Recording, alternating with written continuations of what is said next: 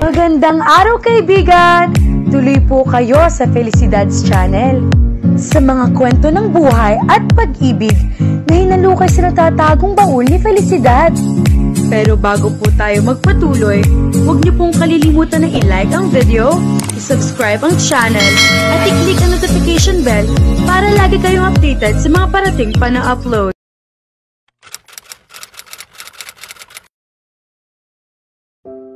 Malapit na ang pasukan ni Ramon.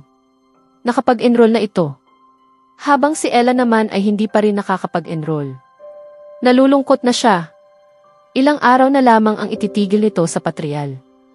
Dahil sa pasukan ay magtatrabaho na rin ito sa pawn shop sa kabilang bayan ay doon na ito mamamalagi sa tiyahin nito at minsan isang buwan na lamang uuwi.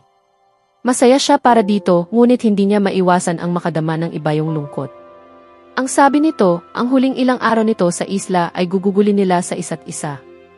Nang araw na iyon ay magkasama sila umagang-umaga pa lamang at bahagya pang madilim ang kapaligiran. Aandap-andap na ang ilaw ng lighthouse at batid niyang ilang minuto na lamang ay papatayin na ng Kapitan Del Barrio ang ilaw niyon. Ang mga gasera ng mga mangingisda sa di kalayuan ay mistulang mga alitaptap mula sa kinatatayuan nila. Pinisil ni Ramon ang kanyang kamay. Hindi pa man ako nakakaalis, nami-miss na kaagad kita. Napabuntong hininga ito. Pinisil din niya ang kamay nito. Hindi naman tayo magkakalayo kung tutuusin. Nasa kabilang bayan ka lang naman. Isang sakay lang ng bangka, nandito ka na ulit. Pinuno nila ng sariwang hangin ang kanilang mga dibdib. Tahimik lamang silang nakaupo sa buhanginan at nakatanaw sa malawak na karagatan. Walang nagsasalita sa kanila, ngunit dama niya ang lungkot sa kanilang paligid. Tila hindi na ganoon kaganda ang paligid gaya ng dati. At hindi niya napigil na maging sentimental ng mga sandaling iyon. Aalis na ang kanyang kasintahan at ang mga araw niya sa isla ay batid niyang magiging napakahaba at nakakabago. Subalit umaasa at naniniwala naman siya sa mga pangako nito. Kaunting pagtitiis na lang. Noon higit kailanman ay nais niyang mainis sa kalagayan nila sa buhay. Kung hindi man sila kasing alwa ng mga Inevilla, sana man lamang ay makapag-aral din siya. Ngunit batid niya na wala rin naman siyang magagawa. Sukat doon ay napabuntong hininga na lamang siya. Kapag wala ako, huwag kang pupunta sa batuhan ha, sabi nito. Alam mo naman na hindi ako nagpupunta roon kapag hindi kita kasama eh. Pangako mo, Ramon, uuwi ka rito kapag libre ka. Hindi na kailangang ipangako yon dahil gagawin ko namang talaga. Ano ka ba? Kung makapagsalita ka, para bang aalis na ako ng Pilipinas, bahagya itong ngumiti. Ngiting tila nakakaunawa sa kanyang nadarama. Ang lungkot-lungkot lang kasi. Wala na si Gracia, wala ka pa. May iwan ako rito. Kung pakiusapan ko na lang kaya ang tatay na payagan akong magtrabaho roon. Kahit paano man lang, makaipon ako ng pera para sa pasukan, makapasok na rin ako. Ibig na niyang maiyak sa sobrang lungkot na nadarama. Hinaplos nito ang kanyang buhok. Hindi ka naman papayagan on. Hayaan mo na Ella. Baka sa susunod na pasukan, makapag-enroll ka na. Hahanap ako ng paraan, determinadong sabi nito. Ano ba nang sinasabi mo riyan? Huwag ka nang mag-isip ng ganyan. Ano nang gusto mong gawin? Patayin ang sarili mo sa trabaho. Ako ang gagawa ng paraan sa ngayon, Ramon. Makakaisip din ako ng paraan, huwag kang mag-alala. Kung sakali man, ano ba ang kukunin mo? Tanong nito. Broadcasting. Kaya lang, wala namang ganoong course dyan, di ba? Iyon sana talaga ang gusto ko. Maganda iyon, komento nito.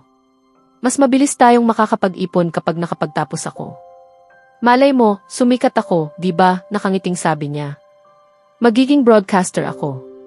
Sisikat ako, makikita sa telebisyon. Malaki ang sweldo ng ganoon, di ba? Pinisil nito ang baba niya. Kung haharap ka sa kamera, sisikat ka nga. Sigurado iyon. Lumapad ang pagkakangiti niya. O, na-in-love ka na naman sa Ken, biro niya. Sinabi mo pa. Kinintalan nito ng mumunting halik ang kanyang mukha. Pinanood nila ang pagsikat ng araw. Umaasa pa rin siya na sana nga ay magkasama pa rin sila nito hanggang sa dumating ang araw na matupad ang kanilang mga pangarap at mithiin sa buhay. Ayoko, wala akong baong panligo. Ano ba Ramon? Impit na sigaw ni Ella habang pilit siyang pinalulusong nito sa dagat. Para kang hindi taga-isla kung magsalita, natatawang sabi nito. Halika na. Nakaduster lang ako ingos niya. Masarap ang tubig, halika na, giit nito. Baka naman matusta na ako. Nakita mo nang ang itim-itim ko na Kaya nga wala ka nang itutusta, biro nito. Pakiusap Ella, halika na. Solo natin ang dagat. Nasa batuhan sila ng araw na iyon at tumalo na lamang itong sukat sa tubig.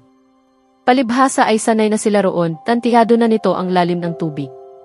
Naroon siya sa pinakamalapit na bato sa tubig, nakapamaywang at ayaw sumunod dito. Ayoko. Please Ella. Ano naman ang isusuot ko, sige nga. Kahit wala na. Ano ka? Ang linaw-linaw ng tubig at kahit lumubog pa siya roon ay matatanaw nito ang katawan niya. Natawa ito ng malakas. Kahit na ano. Sige na, please. Nakangiting na pailing na lamang siya. Talikod. Utos niya. Nanlaki ang mga mata nito. Ano nang iniisip mo? Hindi ako maghubad ha. May kamison ako sa ilalim. Ano ka, sinuswerte? Talikod na. Tatawa-tawang tumalikod nga ito. Hinubad niya ang duster at iniwan ang kanyang kamison saka siya lumusong sa tubig ng dahan-dahan. Marahan niya itong nilapitan sa kanilang bitinan ang liig nito patalikod. Tawa sila ng tawa. Dalhin mo nga ako sa malalim, ungot niya habang nakasampay pa rin sa likod nito. Tara! Nagsimula itong maglakad patungo sa gitna. Doon sila lumangway ng lumangway. Sabuyan sila ng sabuyan ng tubig. Hanggang sa hapitin siya nito sa baywang. Halos gadali na lamang ang pagitan nila at naaamoy na niya ang mabangong hininga nito. Kusang namigat ang talukap ng kanyang mga mata at nang hagkan nito ang kanyang mga labi ay namalayan na lamang niyang nangunyapit na ang kanyang mga kamay sa batok nito. At buong pagmamahal niyang tinugon ang mga halik nito. Marahil ay dahil batid niyang aalis na ito. Ella! Ella! Sambit nito sa pagitan ng paghalik sa kanya. Bigla itong kumalas at iniwan ang kanyang mga labi na nakaawang pa rin. Ikinulong nito sa mga kamay ang kanyang mukha at pinakatitigan siya. Malaking bahagi ka sa akin, Ella. Ikaw ang malaking dahilan kung bakit nagsisikap akong mabuti. Kasama ka sa mga pangarap ko. Sana, maniwala ka sa akin. Naniniwala ako, Ramon. Palagi akong babalik kung may panahon. Para sa ating lahat ito. Hindi ako magsasawang sabihin yan sa iyo, Ella. At hinagkan siya nitong muli. Abala si Ella sa pagbubutas ng isang kabibing nakuha niya sa dalampasigan. Mga sulgasul iyon at pahaba. Lalagyan niya iyon ng tali at ibibigay kay Ramon. Bukas na ang alis nito at dahil wala naman siyang maisip na ibigay rito ay iyon na lamang. Ano ba yung ginagawa mo, Ella? Tanong ng kanyang ama. Kwintas po, tay, ibibigay ko kay Ramon, nakangiting sabi niya. Napangiti ito. Tutulungan kita. Hindi na po, tay, mariing tanggi niya. Nais niyang siya lamang ang gagawa niyon. Kaya ko na po to. Natawa ito. Batang ito. Babalik na pala si Ramon sa kabila, no? Parang kailan lang. Natawa siya. Parang kailan nga lamang at tinutuli pa si Ramon ng kanyang ama. Mabuting bata, patango-tango nitong sabi. Mahusay. Malayo ang mararating niya. Alam ko po, tay, may pagmamalaki niyang sabi. Pasensya ka na, anak, at hindi ka ulit nakapag-enroll ngayong pasukan. Pero ipinapangako ko sa iyo, sa susunod, kahit na ano nang mangyari, makakapasok ka na. Ngumiti ito. Sige, maaga akong mahihiga at nang maaga ako bukas. Nang makapasok ito sa kwarto ay lumabas naman ang ina niya. Tulog na ang tatay mo. Napagod lang siguro. Ang ganda naman yan. Ibibigay mo ba kay Ramon? Nakangiting tanong nito sa kanya. Tumango siya. Natutuwa ako para sa nobyo mo, anak. Mataas ang pangarap. Abay tuwang-tuwa nga ang ama niya. Umiti ito sa kanya. Kailan ba ang balik niya sa kabila? Bukas na po. Hindi bale, nandoon naman si Gracia, di ba? Kahit paano, magkasama silang dalawa roon. May sulat nga po akong ipadadala kay Gracia dahil matagal-tagal na siyang hindi bumabalik dito. Magkakasama sila ni Ramon sa trabaho. Tumango lamang ito. Magkikita ba kayo ni Ramon ngayong gabi? Opo, ibibigay ko po ito sa kanya. Tinapos na niya ang pagkakabit ng tali at ilang sandali pa ay dumating na si Ramon. Ipinagpaalam siya nito sa kanyang ina. Dahil madilim na sa batuhan ay hindi sila roon nagtungo. Lumusong sila sa tubig at naglakad patungo sa lighthouse. Aakyat tayo. Tanong niya rito. Tara. Wala namang tao sa itaas. Pumasok na sila sa loob ng lighthouse. Hindi naman iyon nakakandado at tinalunton nila ang spiral staircase.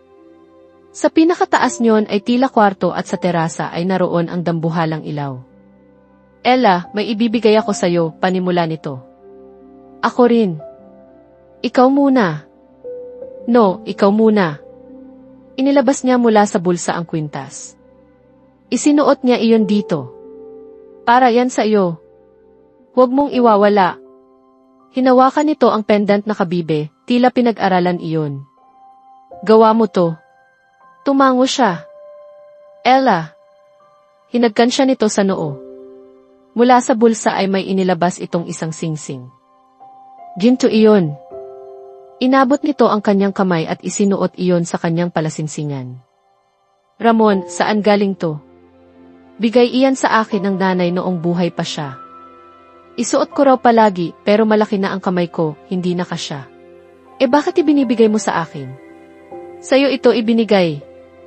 Hindi na kasya sa akin kaya sa iyo ko isusuot, para suot ko rin palagi. Lisa lang tayo, Ella. Natuwa siya sa sinabi nito. Hinagkan siya nito.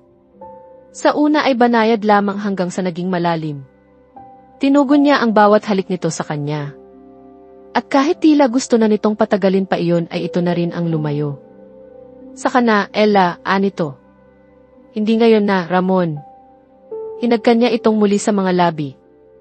Ang tanging mahalaga ay ang mga sandaling iyon. Ibig niyang ibigay rito ang lahat-lahat, ang kanyang katawan at kaluluwa. Sa kanyang murang isip, batid na niya na ito lamang ang para sa kanya at nais niyang patunayan iyon dito. Kahit medyo maulap at dumidilim ang kalangitan, umaapaw naman sa kagalakan ang kanilang mga puso.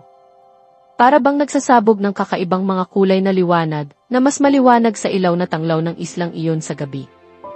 Animoy nasa isang paraiso sila. Iyon ang kauna-unahang pagkakataon na ibinigay niya ang kanyang sarili sa isang lalaki. At para sa kanya ay isa iyon sa pinakamagandang bagay na nangyari at ginawa niya sa kanyang tanang buhay. Pagkatapos na naganap, hinapit siya nito palapit at bumulong sa kanyang tainga. Ipinapangako ko sa iyo, Ella, habang buhay, ikaw lang. At nagyakapan sila ng mahigpit. Hanggang ngayon ay umaasa pa rin si Ella sa mga pangako ni Ramon sa kanya. At pinanghahawakan niya iyon sa kanyang puso at isip. Nang malapit ng gumabi ay naligo na siya at nag-ayos ng sarili. Anibersaryo ng kumpanya nila at kailangan niyang magpunta roon. Isang simpleng lilang long dress ang kanyang isinuot. Mataas ang neckline niyon ngunit bareback. Itinaas niya ang mahaba niyang buhok. Nagsuot ng alahas, pagkatapos ay sinipat ang sariling refleksyon sa salamin. Sexy siyang tingnan ngunit formal. Lumulan na siya sa kotse, at hindi naman nagtagal ay nasa bulwagan na siya ng hotel kung saan idinaraos ang party. Kabi-kabila ang mga empleyadong bumabati sa kanya. Nagplaster siya ng ngiti sa mga labi at tinugon ang pagbati ng mga ito, kahit alam naman niya na ang iba sa mga ito ay tinutuya siya sa kanyang likod. Hindi na lamang niya iyon pinansin. Kung isasama pa niya sa kanyang isipin ang mga ito ay baka mabaliw na siya. Hinanap ng kanyang mga mata si Ramon. Nakita niya itong nakatayo malapit sa bar.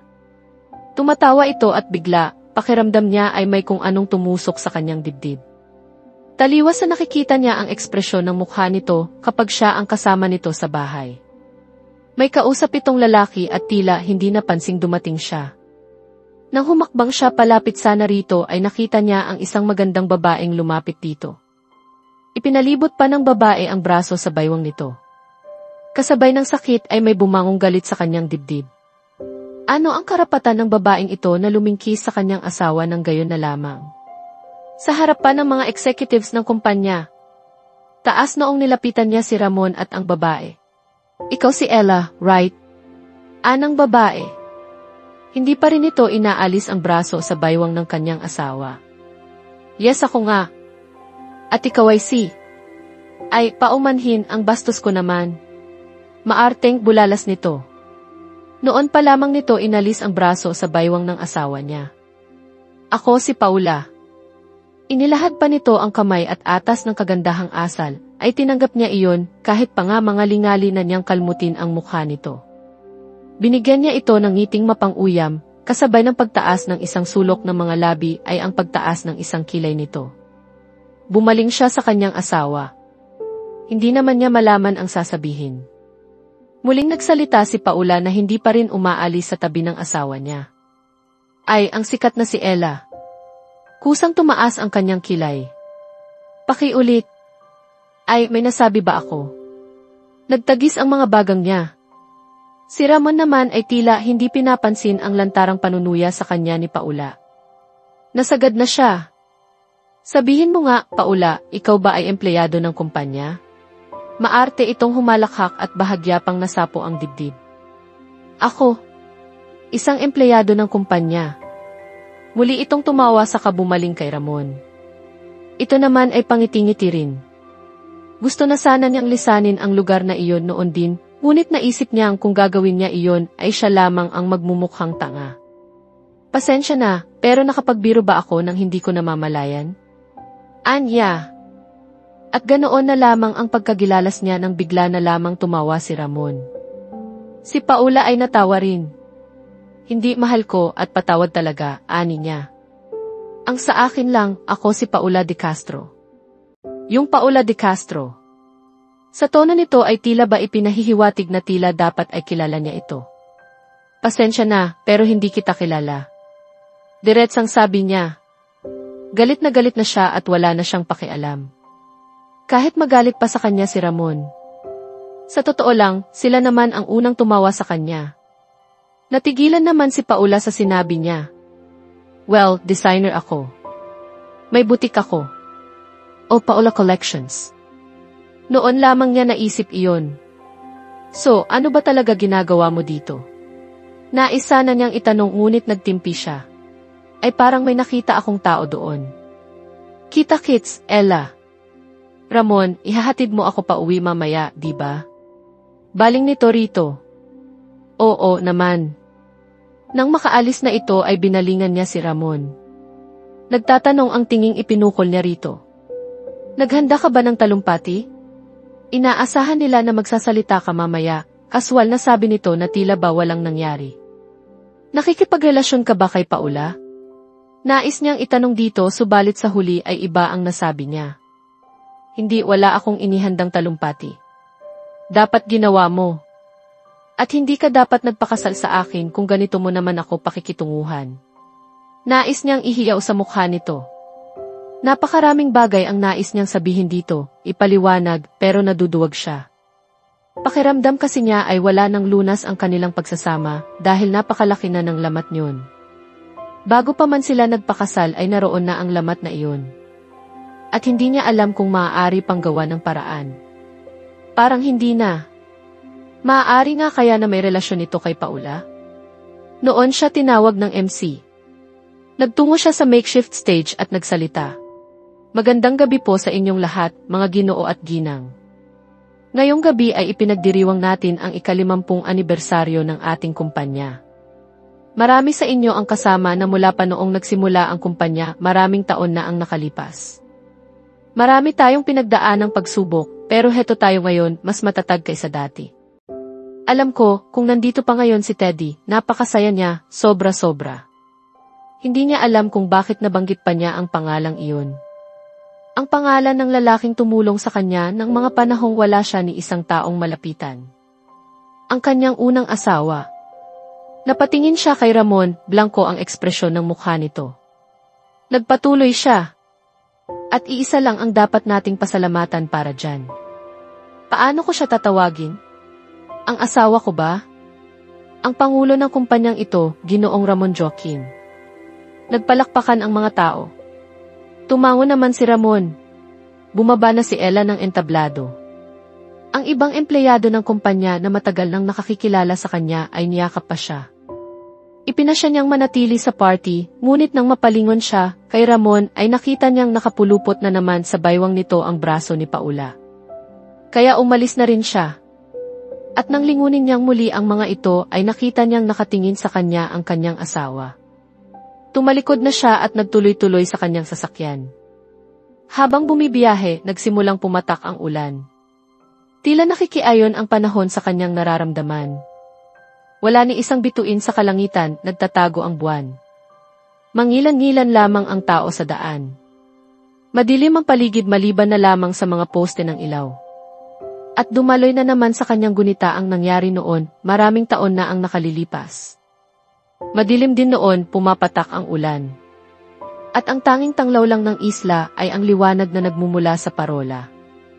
Iyon ang araw na naging hudyat ng paghihiwalay nila ni Ramon. Sa susunod na kabanata, masusubok ang tibay ng relasyon ni Ella at Ramon sa harap ng mga bagong pagsubok at intriga. Lalantad din ang mga lihim na magpapabago sa takbo ng kanilang buhay at pagmamahalan. Kaya abangan natin,